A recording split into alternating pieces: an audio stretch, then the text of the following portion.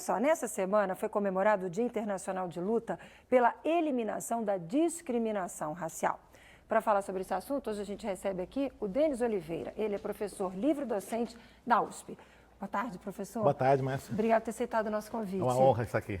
Como é que o senhor acompanhou a movimentação essa semana? Vários atos aconteceram, as pessoas se mobilizaram para falar sobre esse assunto tão importante e tão sério para o Brasil, né? Essa questão de combater a desigualdade racial. Como é que o senhor acompanhou isso? Então, uma coisa que foi importante nesse ano foi a divulgação do relatório da ONU, que aponta que as políticas de igualdade racial no Brasil elas são insuficientes. Houve uma divulgação incorreta de parte da mídia, dizendo que elas fracassaram, mas houve uma tradução incorreta do relatório. O que a relatora da ONU apontou é que as políticas foram importantes, né? Elas enfrentaram a questão racial nos últimos 10, 12 anos.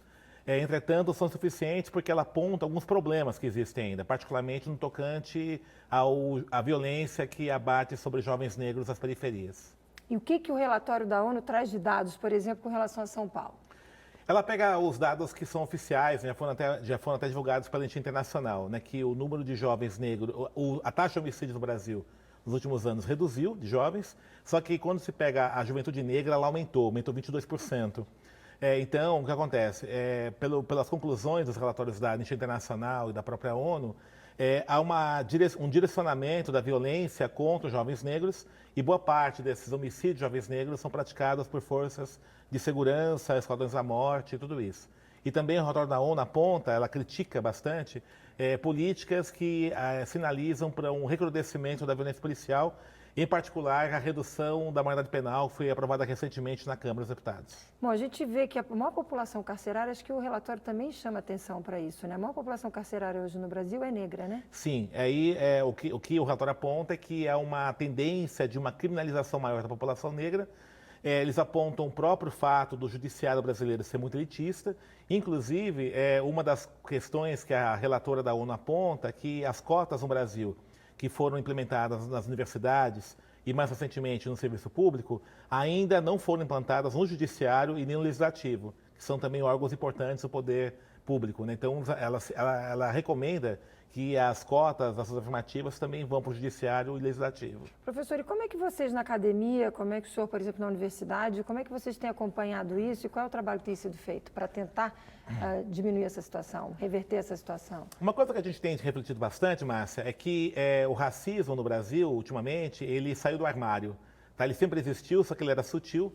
E ele saiu do armário à medida que começou com as poucas políticas de ação afirmativa sendo implementadas.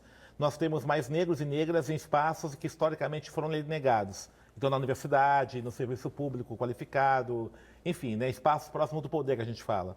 Então, diante disso, gerou uma reação muito grande de segmentos que são incomodados com a diversidade, e aí, né, atos racistas, né, mais explícitos começaram a acontecer. Então, pichações nas universidades, falas preconceituosas explícitas, né, até mesmo em alguns meios de comunicação, e isso começou a aparecer.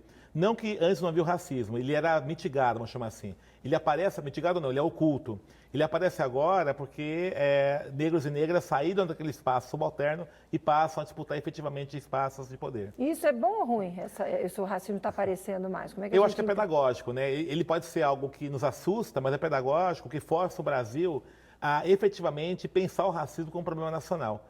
E é exatamente isso, né, que nós, na universidade, né, eu tenho discutido isso, colegas intelectuais meus e o próprio relatório da ONU apontam. É necessário que o Brasil efetivamente passe a tratar o racismo como um problema central na sua agenda. Professor Denis Oliveira, muito obrigada com esse alerta aí, super importante. Eu agradeço a sua participação. É claro, é um assunto que não se esgota, a gente volta a conversar sobre ele. Obrigada, até uma próxima oportunidade. Obrigado.